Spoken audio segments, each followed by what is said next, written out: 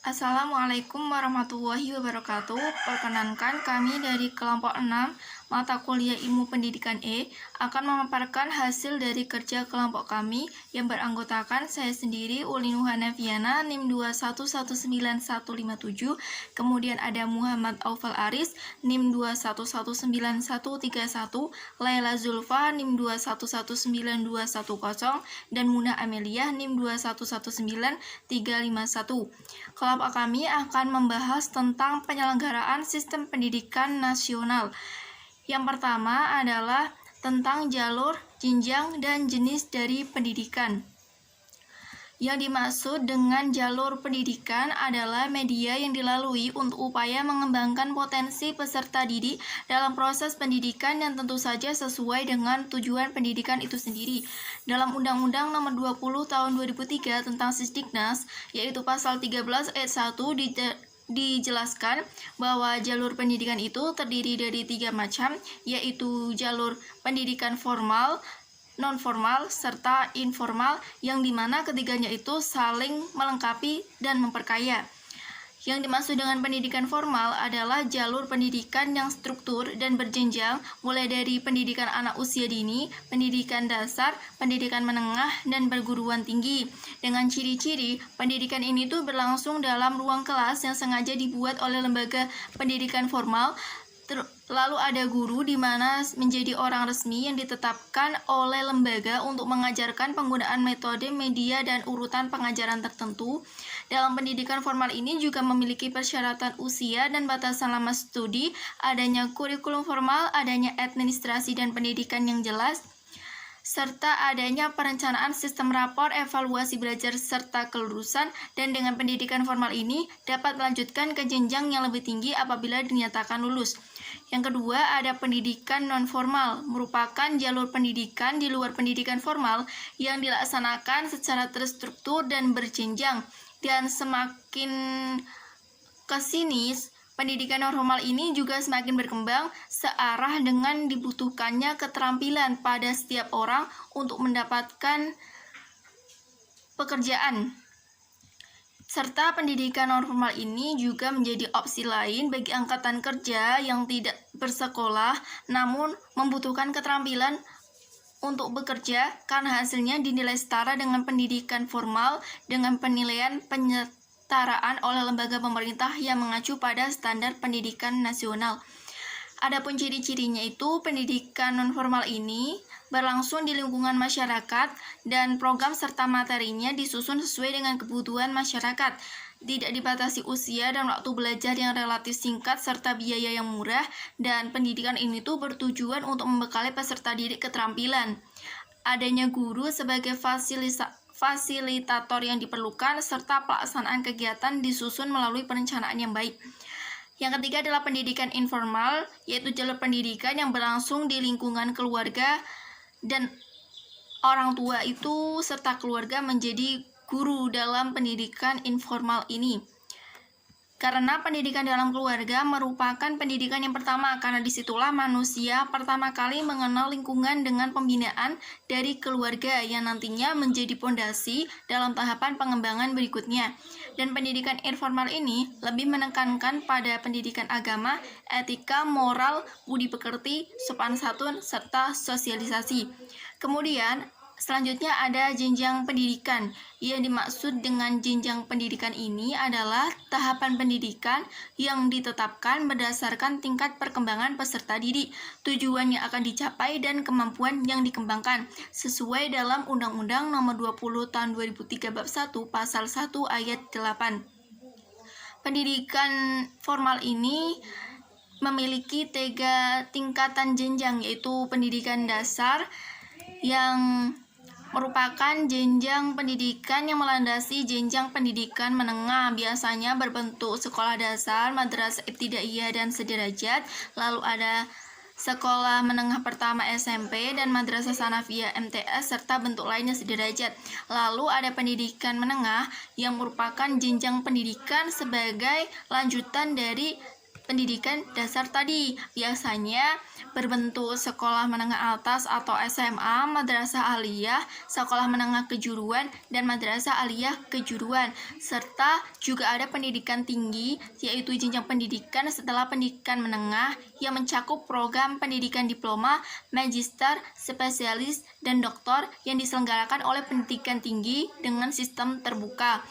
Lalu ada juga jenis pendidikan. Jenis pendidikan ini ada bermacam-macam seperti pendidikan umum, perguruan, pendidikan kejuruan, pendidikan akademik, pendidikan profesi, pendidikan vokasi, pendidikan keagamaan, serta pendidikan khusus. Untuk materi selanjutnya akan disampaikan oleh pemateri kedua. Perkenalkan, nama saya Laila Zulfa dengan NIM 2119210. Di sini saya akan melanjutkan materi mengenai standar pendidikan nasional. Standar pendidikan nasional merupakan kriteria minimal berbagai aspek yang relevan dalam pelaksanaan sistem pendidikan nasional dan harus dipenuhi oleh penyelenggara atau satuan pendidikan di seluruh wilayah hukum Negara Kesatuan Republik Indonesia. Fungsinya sebagai dasar perencanaan, pelaksanaan, dan pengawasan pendidikan guna mewujudkan pendidikan nasional yang bermutu. Standar pendidikan nasional ada 8. Yang pertama, standar kompetensi lulusan.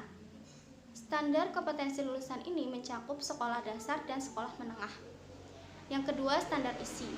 Standar isi ini memuat kerangka dasar dan struktur kurikulum, beban belajar, kurikulum tingkat satuan pendidikan, dan kalender-kalender pendidikan. Yang ketiga, standar proses.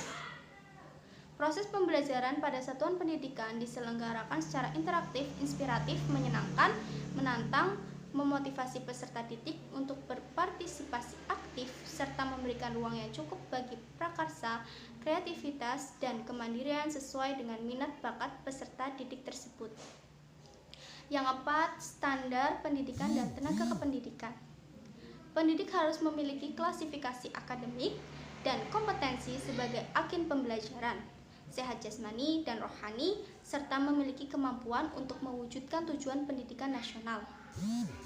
Kualifikasi akademik yang dimaksud adalah tingkat pendidik minimal yang harus dipenuhi oleh seorang pendidik yang dibuktikan dengan ijazah atau sertifikat keahlian yang relevan sesuai dengan ketentuan perundang-undangan yang berlaku. Yang kelima, standar sarana dan prasarana. Sarana dan prasarana ini meliputi perabot, peralatan pendidikan, media pembelajaran, media pendidikan, buku, dan sumber belajar lainnya. Yang keenam, standar pengelolaan. Standar pengelolaan terdiri dari standar pengelolaan oleh satuan pendidikan, standar pengelolaan oleh pemerintah daerah, standar pengelolaan oleh pemerintah. Yang ketujuh, standar pembiayaan pendidikan. Dibagi menjadi 2. Yang pertama, biaya investasi satuan pendidikan dan biaya operasi satuan pendidikan. Yang kedelapan, standar penilaian pendidikan. Penilaian pendidikan pada jenjang pendidikan terdiri atas penilaian hasil belajar oleh pendidik, penilaian hasil belajar oleh satuan pendidikan, dan penilaian hasil belajar oleh pemerintah. Selanjutnya akan dilanjutkan oleh pemateri berikutnya. Assalamualaikum warahmatullahi wabarakatuh. Perkenalkan, nama saya Muhammad Aufalani, NIM 2119131. Dari kelompok 6, saya akan mempresentasikan sedikit dari poin prinsip-prinsip pendidikan nasional. Sesuai Undang-Undang Nomor 20 Tahun 2003 tentang Sidiknas, ada 6 prinsip. Ketentuan ini diatur pada bab 2 pasal 4 yang diuraikan dalam 6 ayat. 1. Pendidikan diselenggarakan secara demokratis dan berkeadilan serta tidak diskriminatif dengan menjunjung tinggi hak asasi manusia, nilai keagamaan, nilai kultural, dan kemajmuan bangsa, dan seterusnya. Pada poin pertama menunjukkan bahwa setiap warga negara berhak mendapatkan pendidikan. Pendidikan tidak hanya diperuntukkan untuk golongan tertentu saja, namun Setiap warga negara dapat memperoleh pendidikan dengan memperhatikan beberapa nilai, yaitu 1. Hak asasi, 2. Agama, 3. Kultural, dan 4. Kemajmuan. Terlihat bahwa pendidikan sangat menentang terhadap hal yang berhubungan dengan membeda-bedakan atau mengkotak-kotak masyarakat, baik suku manapun, agama manapun, warna kulit apapun berhak memperoleh pendidikan dengan baik. Pendidikan harus dilaksanakan berdasarkan suatu sistem tertentu, di mana sistem yang dipakai tidak dirahasiakan. Pendidikan juga dilaksanakan agar dapat menyatu dengan budaya yang ada dalam masyarakat. Pendidikan seharusnya terus-menerus dilakukan seumur hidup, baik melalui pendidikan formal maupun non formal. Sekian dari saya. Yang selanjutnya akan dilanjutkan oleh teman saya. Wassalamualaikum warahmatullahi wabarakatuh. Selanjutnya yaitu dasar pendidikan nasional. Dasar adalah sesuatu yang menjadi kekuatan bagi tetap tegaknya suatu bangunan. Seperti rumah atau gedung, maka pondasilah yang menjadi dasar. Begitu pula dengan pendidikan.